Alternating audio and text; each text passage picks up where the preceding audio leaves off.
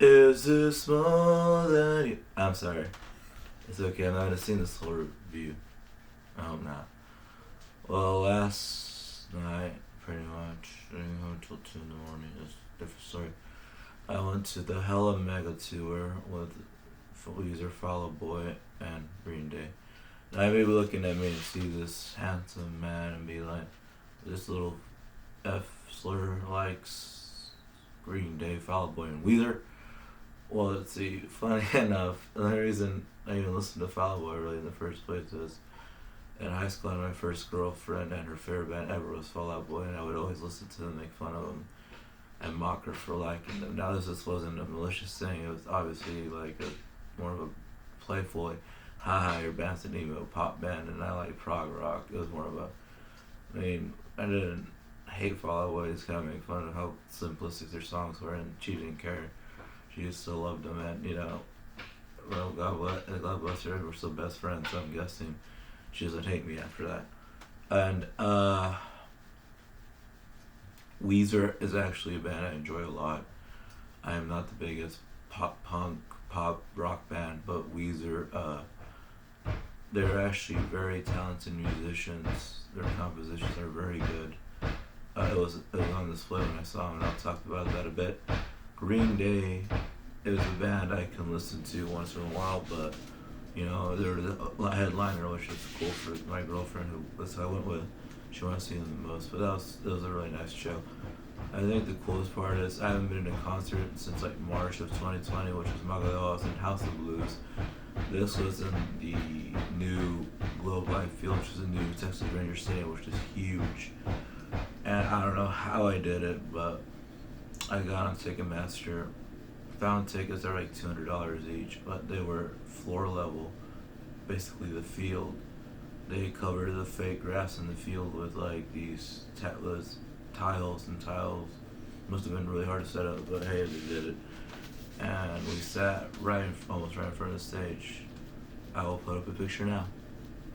And yeah, so let's get to the show. Now, the first show was opened. It was opened by a band called The Interrupters, which my girlfriend correctly called The Intruders. Now, the band was called The Intruders. I would not. I deal with some weird cult stuff. Like, it sounds like a black metal band. And they were fine. They played for about 25, 26 minutes, which is kind of a short set. Oh well, I mean, they weren't terrible. It's fine, They weren't like the worst band in the world, but they weren't, they fit the bill. They played a lot of very fast, poppy songs. And they did one of the best covers of Bad Guy I ever heard. Billie Eilish's Bad Guy, not the Eminem Bad Guy. That should be pretty funny. They covered Eminem's Bad Guy. And, yeah. Now we'll get on to the main event, pretty much, if you want to call it that.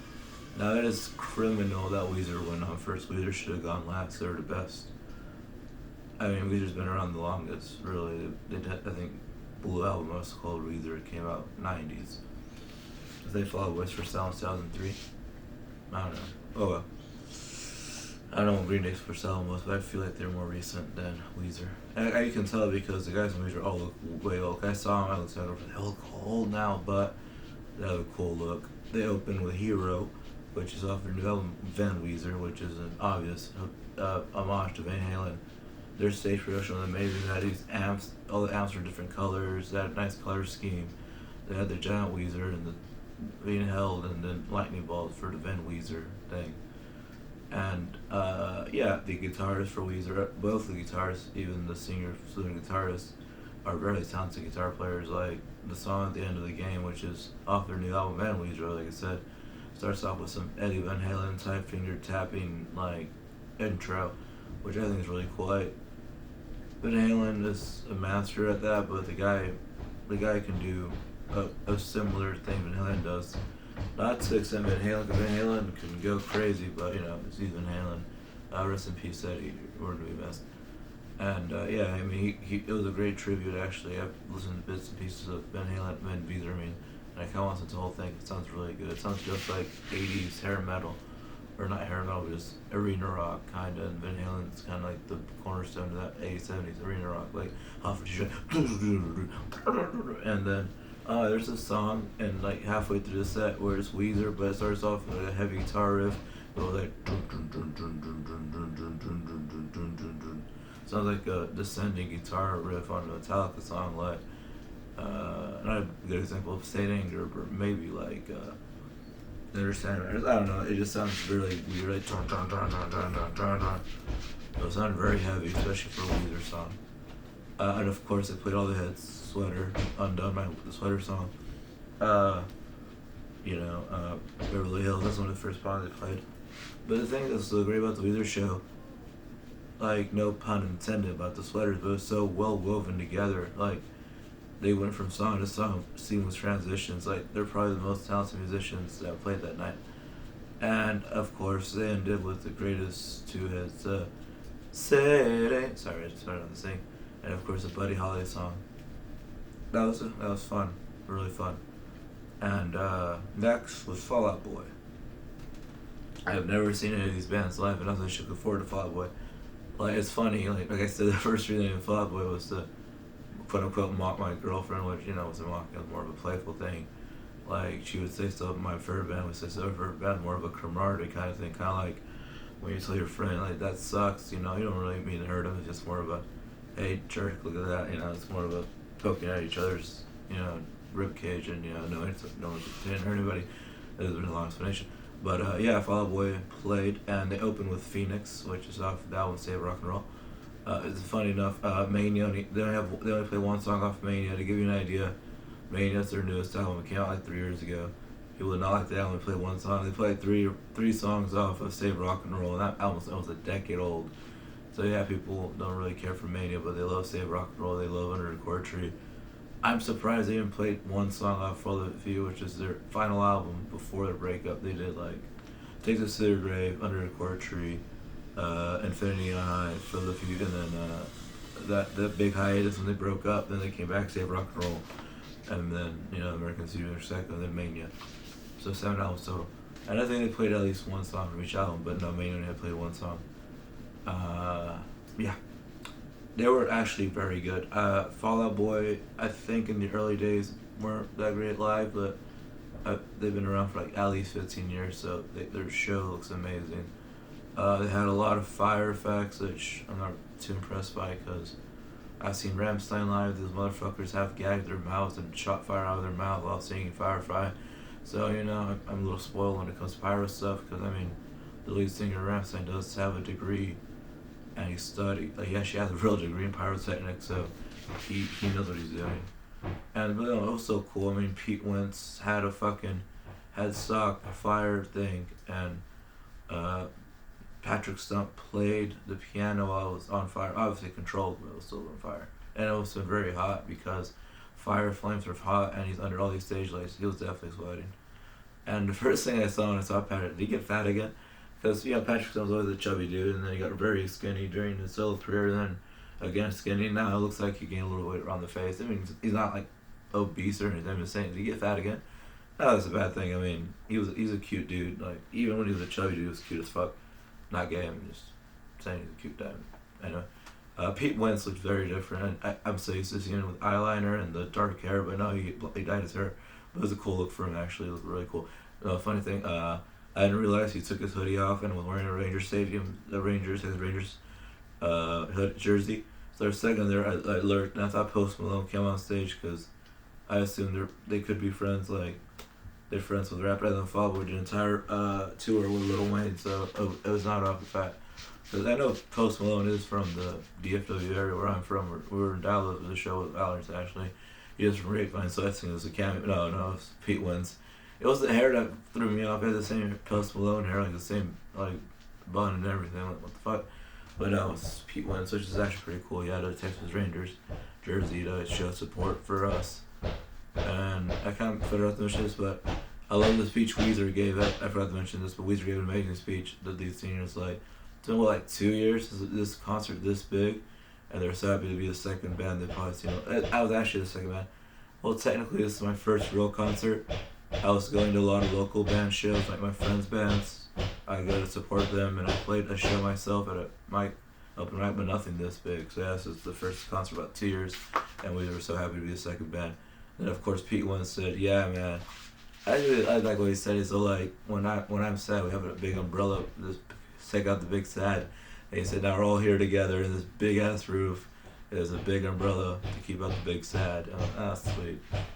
Like Pete Wentz isn't like the most deep philosophical lyricist or anything, but all of his lyrics are sweet and kind of like they're on the nose, but they're still sweet and have some bittersweetness to them, especially on the earlier work. Speaking of which, yeah, I knew every lyric to any song except for the newer ones.